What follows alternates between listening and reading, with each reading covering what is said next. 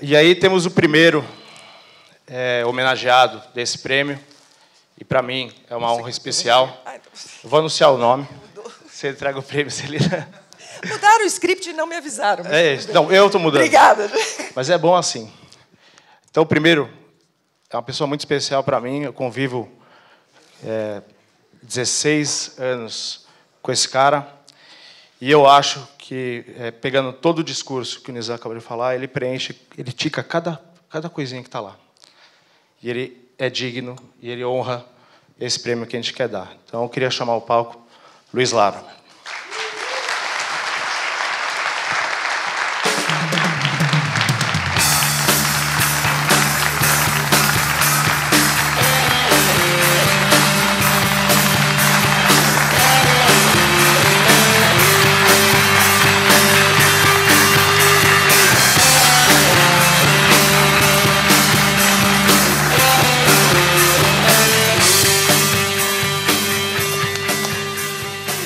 Antes do Luiz Lara falar, a gente vai mostrar um videozinho dele.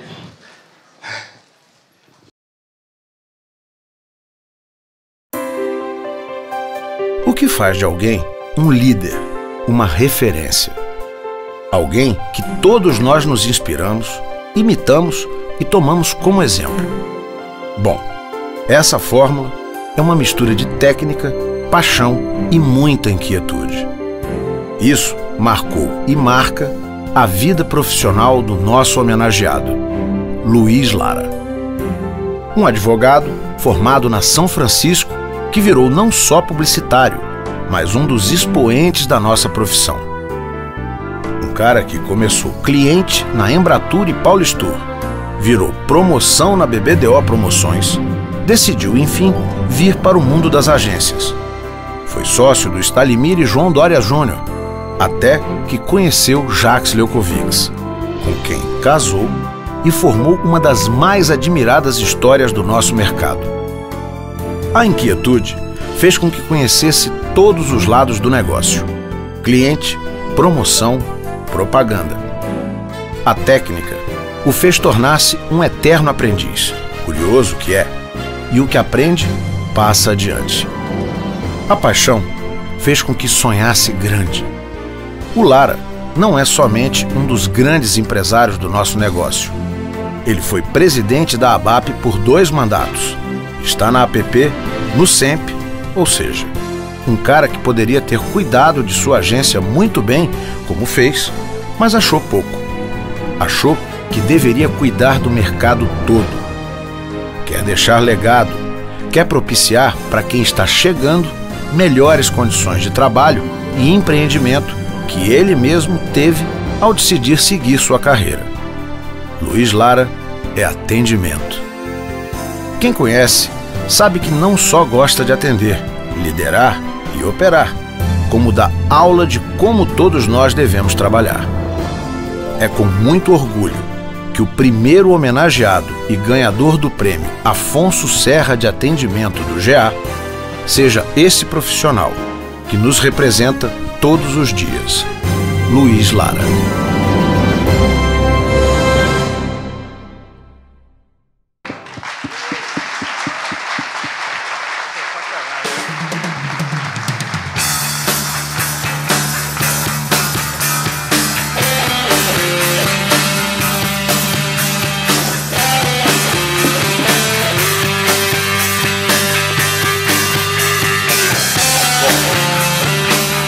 Olha, eu estou muito feliz e eu queria começar agradecendo a Jorge e ao Antônio, a Celina, porque eu conheci o Afonso Serra quando eu tinha 15 anos de idade.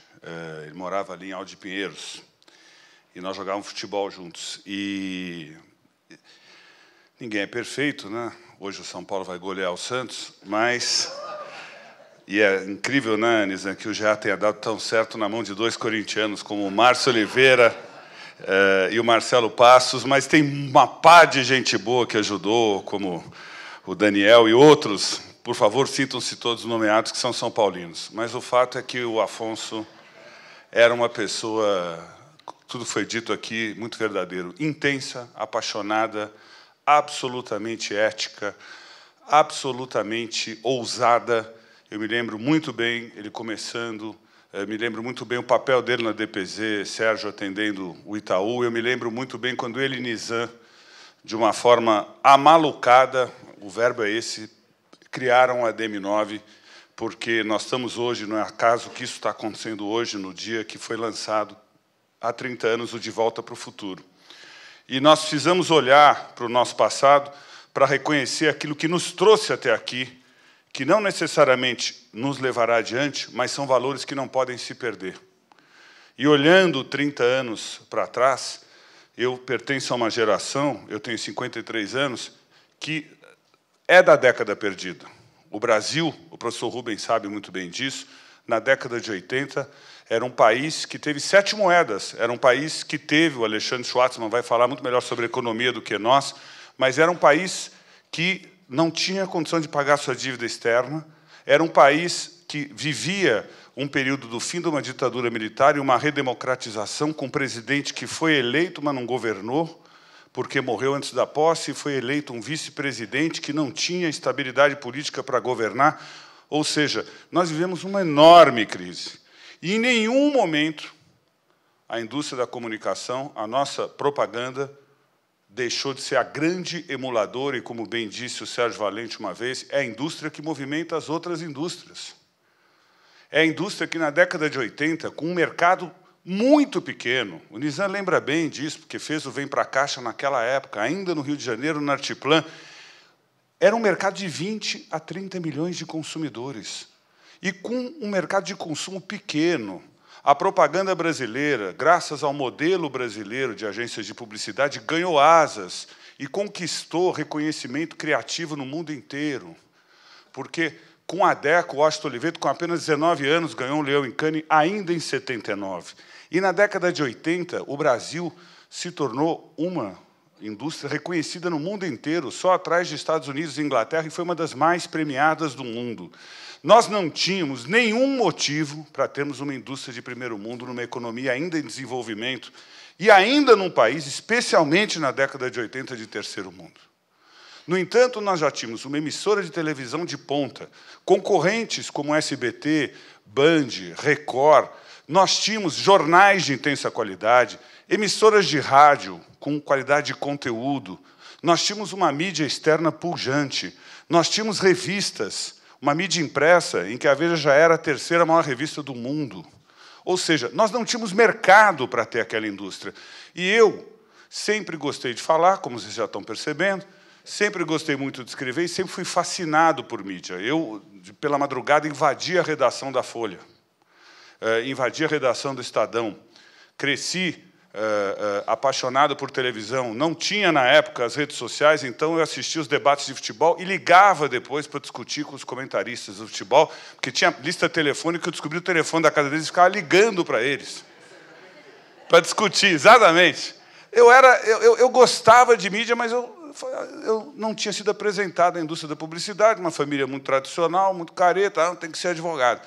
Fui estudar na São Francisco. Adorei estudar Direito. Me formei em bacharel de Direito, mas, por bem da Justiça, nunca exerci advocacia. Agora, fui apresentado ao mundo da propaganda pelo Raul Dória. Pelo Raul e pelo João Dória, que são amigos desde os 13 anos de idade. O Afonso me falava de propaganda, Jorge Antônio. E aí eu comecei a trabalhar com 18 anos em propaganda. Quando eu fui assistir uma palestra do Alex Pericinoto na GV, terminou a palestra, ele entrou por uma porta do Santana e eu invadi a outra porta, sentei, e ele falou, mas você é de onde? Eu falei, não, eu estava assistindo a sua palestra e eu quero um estágio na UMAP. E eu não saí do carro. E ele falou, mas eu estou indo para casa. Eu falei, mas eu moro perto.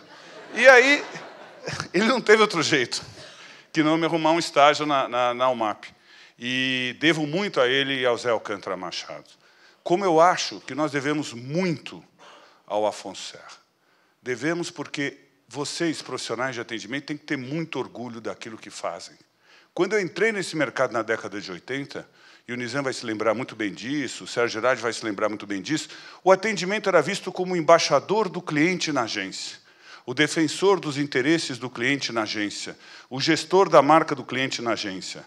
Era um public relations, era um grande coordenador de todos os trabalhos. Hoje, o papel de vocês vai muito além disso, porque acabou o tempo diferido.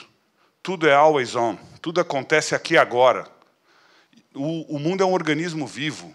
E o fato é que o atendimento hoje é o grande emulador e se tornou o grande líder desse negócio, porque ele não aceita mais briefing passivo de cliente.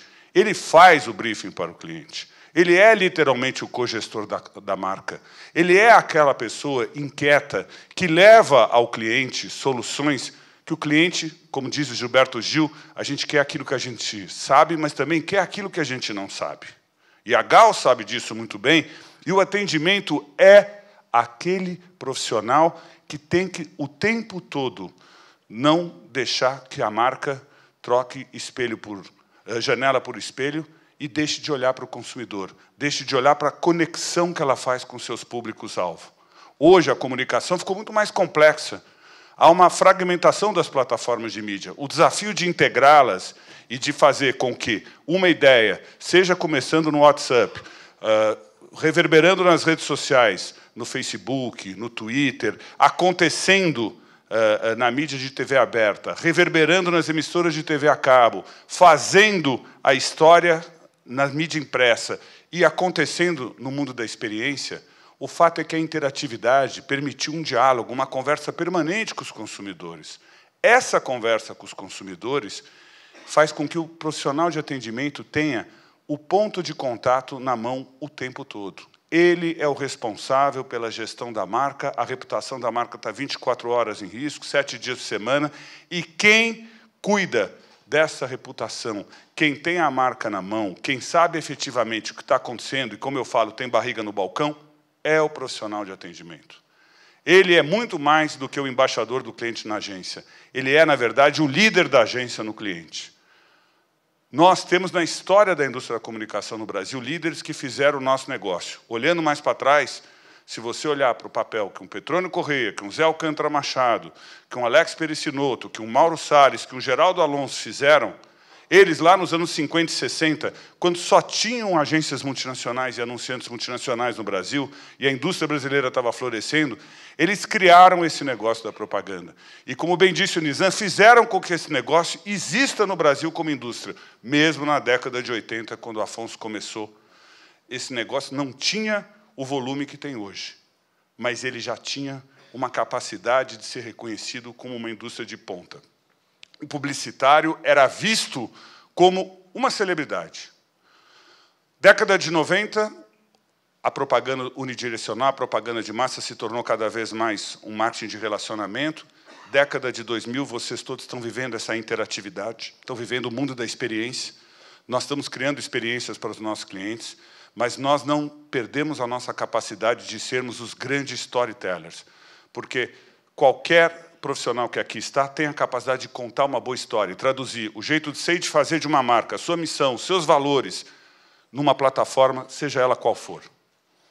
Seja num spot de rádio, num jingle, num comercial de televisão, numa peça de mídia impressa, numa experiência no ponto de venda, num evento, numa conversa nas redes sociais. Nós sabemos fazer isso. Isso tem um valor enorme, porque sandália de borracha era sandália de borracha.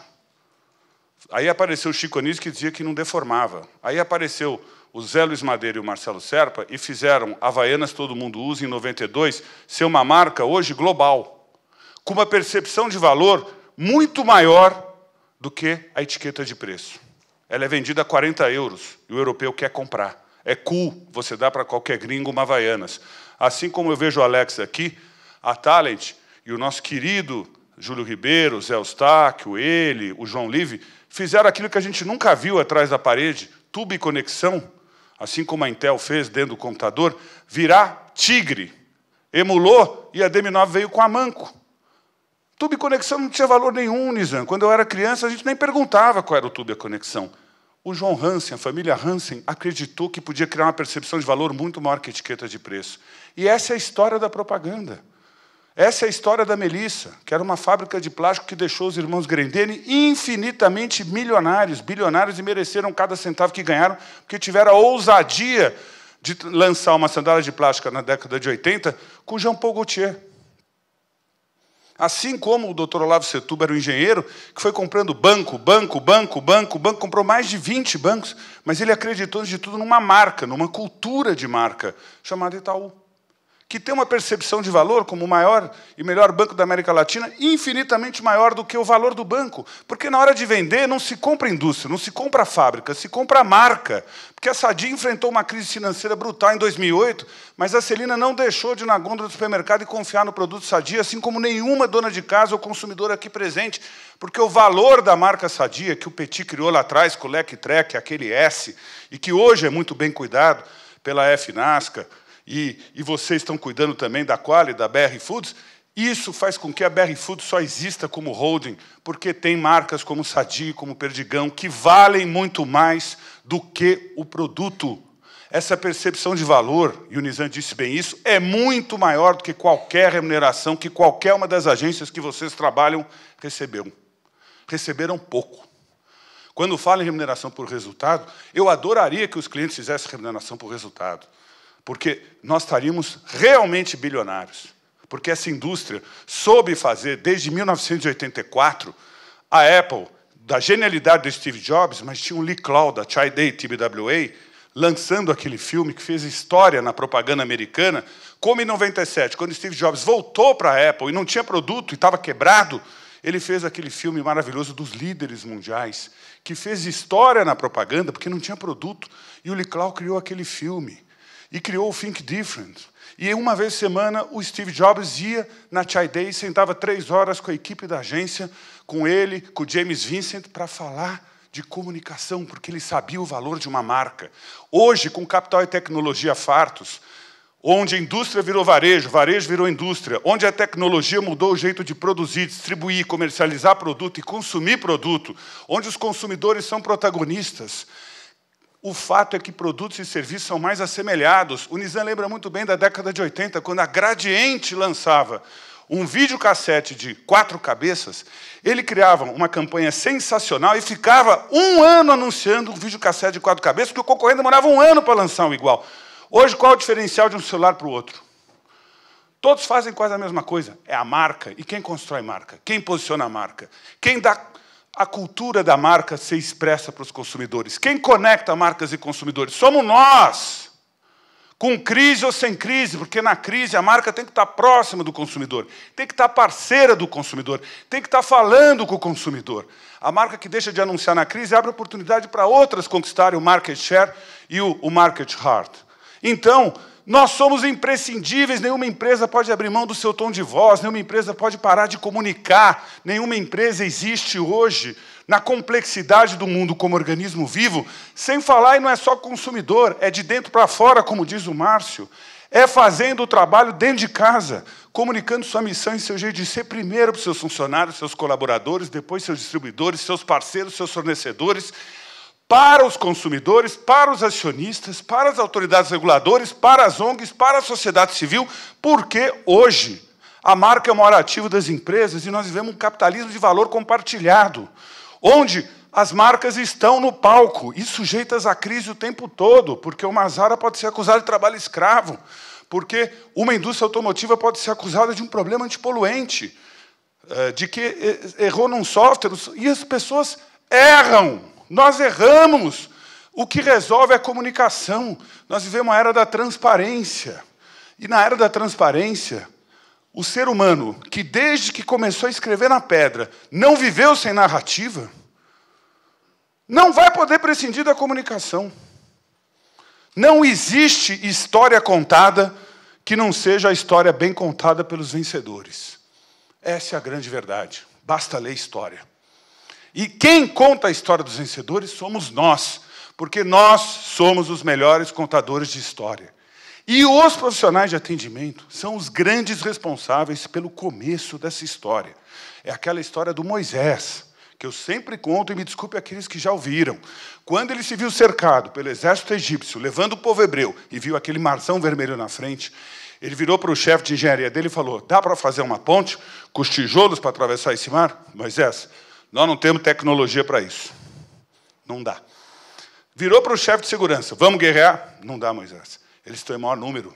Aí ele virou para o chefe de comunicação, um profissional de atendimento. Ele falou: Moisés, abre esse braço.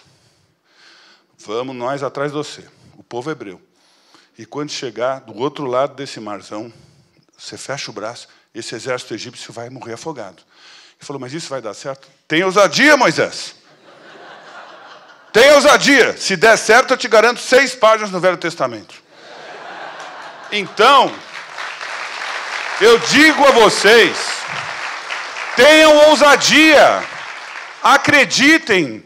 Como Jacques e eu, sem nenhum motivo, acreditamos que em 92 nós podíamos empreender do zero uma agência. Hoje eu ouço, é impossível fazer isso. Impossível fazer o que o Nizam fez, impossível fazer o que vocês fizeram, impossível fazer o que o Costa Oliveto fez, o que o Marcelo Serpa fez, o que o Fábio Fernandes fez, o que o Alexandre Gama. Não é impossível. Não é impossível.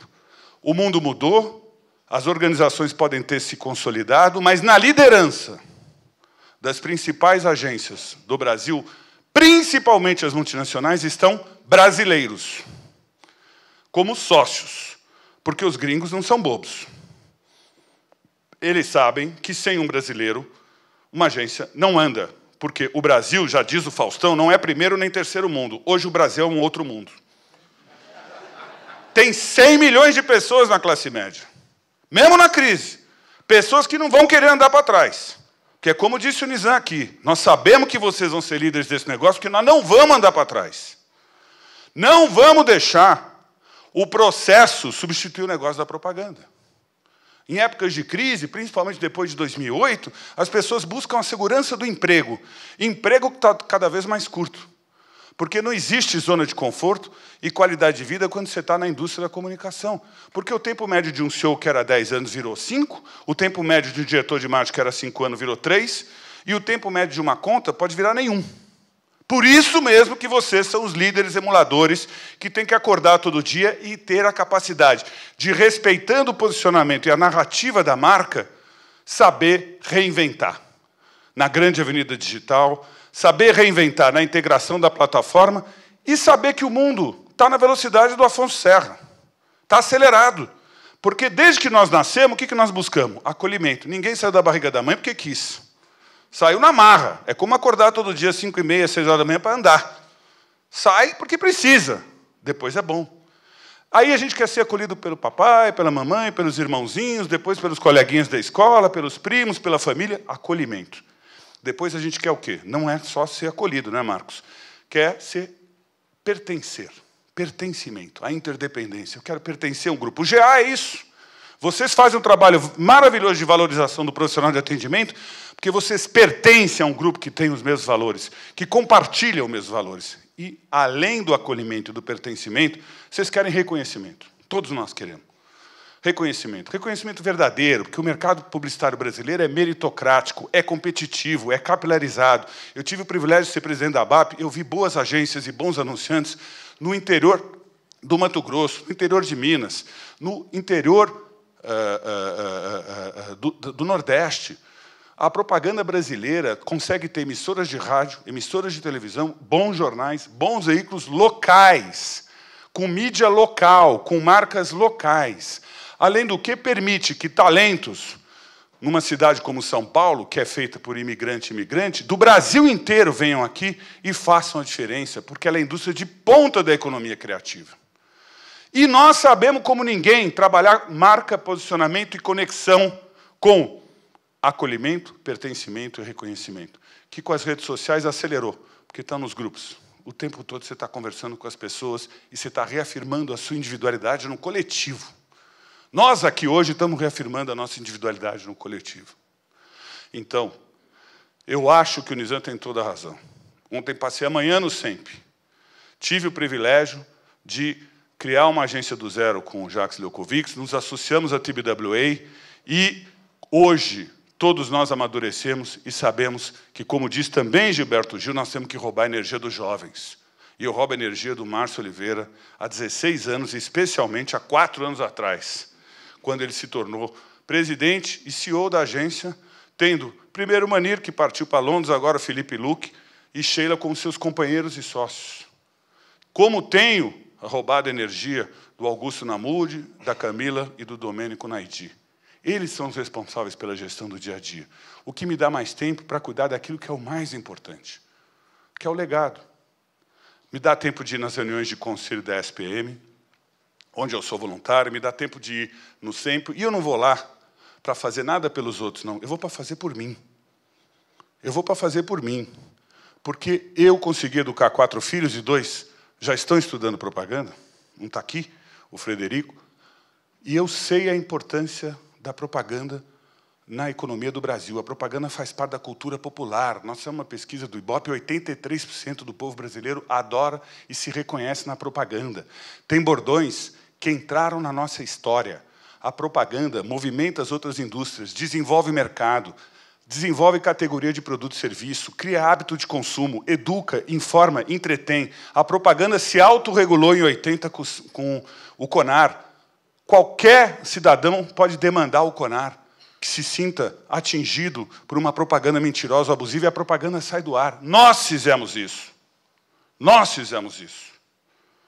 Como nós criamos o SEMP em 97, autorregulando. Num país que vive um capitalismo de Estado, nós nos autorregulamos. Agências, veículos e anunciantes se uniram para criar uma forma de, respeitando os interesses legítimos de cada um, harmonizar interesses e buscar o equilíbrio na remuneração. Porque sem remuneração não há talento. Sem remuneração vocês não estariam nessa sala. Essa indústria não pode perder a capacidade de imantar talento. Não pode perder a capacidade de tirar um Nizanguanais da Bahia, onde ele seria um sucesso. Seria um sucesso, mas não teria tido a oportunidade de fazer um grupo como ele fez.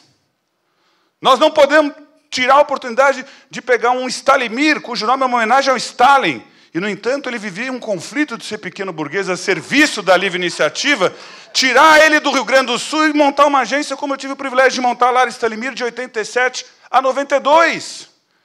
É isso que faz o Brasil, esse sincretismo, essa diversidade, essa capilaridade, esse talento, é isso que faz com que, mesmo na crise que nós estamos vivendo, nós acreditamos que vamos sair dela, porque já saímos várias vezes, e vamos sair mais uma vez com a nossa criatividade. Mas tem que ter mais planejamento, mas tem que ter mais gestão, mas tem que medir melhor o valor do nosso trabalho, tem que cobrar melhor o valor do nosso trabalho, porque o processo está matando a propaganda, o medo está matando a ousadia.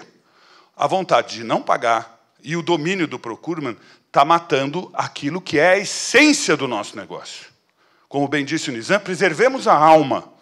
Mas, para ter alma, precisa ter negócio. Então, eu conto realmente com vocês, como líderes, porque o profissional de atendimento é líder. Não é à toa que existe o Márcio Oliveira, não é à toa que existe o Márcio Santoro, porque o Nizam não nomeou o Márcio Santoro presidente da África porque ele é bonzinho, porque bonzinho a gente sabe que ele não é. A gente sabe que ele quer resultado. O Marcelo Passos tem a posição que ele tem. Alcir comanda a DM9 por quê? Porque fazem a diferença. O Musa na Ogilvy faz a diferença. O Robert faz a diferença. E eu aqui estou sendo injusto com a Celina, com a Cecília, com o Antonino, fazem a diferença. Nós sabemos que nós fazemos a diferença. Nós sabemos que nós vamos num cliente e fazemos acontecer. Nós sabemos conquistar um cliente. Nós sabemos fazer um cliente que nunca investiu em propaganda começar a investir em propaganda, como nós fizemos na agência com a Friboi. Carne era commodity, mas sandália também já foi commodity. Tubo e conexão também já foi commodity. Banco também já foi commodity. Tudo é commodity. Tudo. O que não faz ser commodity é a propaganda, é a comunicação, é a criatividade. Somos nós. Qual o valor disso? Qual é o valor disso? Lembrem-se disso toda vez que vocês foram convidados para uma reunião de negociação. Lembrem-se disso toda vez que quiserem, o Vassão sabe muito bem disso, que sempre defendeu isso, tivemos o privilégio de trabalhar juntos, quando quiserem fazer de um filme padrão. Não, qualquer diretor pode fazer. Não. Vai matar o brilho da ideia. Vai tirar o macaco. Não deixem. Lembrem-se disso toda vez que uma pesquisa de pré ou pós-teste, que é espelho retrovisor, só confirma o que você já sabe, porque nenhuma grande ideia não surgiria pipoca com guaraná, não surgiria o Hitler da Folha, Nizam me desminta se eu estou errado, se tivesse sido pré-testado.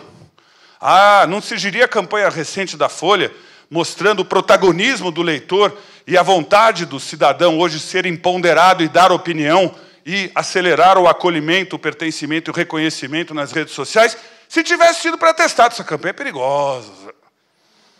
Volta para o Moisés. Quem faz história, quem faz acontecer, são aqueles que acreditam que é possível. Eu sempre acreditei e continuo acreditando, mesmo num ano muito difícil, e teremos um 2016 muito difícil, mas olhem a poesia, olhem a música, olhem a cultura brasileira. Eu tive o privilégio, essa semana, de jantar com o Carlos Aires Brito, e ele me contava de um caso de paixão que foi parar no Supremo, do João Divino com a Maria da Luz Paixão. Eles existem. E ele teve 9 filhos com ela e não queria reconhecer. E o caso foi parar no Supremo. Essa é a beleza do Brasil. E aí, ele pediu para ela ir numa audiência, ela falou, jamais farei algo para comprometê-lo. Sempre o amei. Não é porque ele morreu que eu vou comprometê-lo. Ou seja, o brasileiro vai encontrar uma saída, porque nós sempre encontramos. Eu termino aqui com um poema da Cora Coralina, que vem lá dos rincões do Goiás. Grande cozinheira, desisti, eu já pensei muito nisso. Mas nunca me levei realmente muito a sério. Tem mais olhar nos meus olhos, mais chão nos meus olhos, do que cansaço nas minhas pernas. Mais esperança nos meus passos, do que tristeza nos meus ombros. Mais estrada no meu coração, do que medo na minha cabeça. É essa a mensagem que eu deixo para todos vocês. Viva Afonso Serra e viva a propaganda brasileira!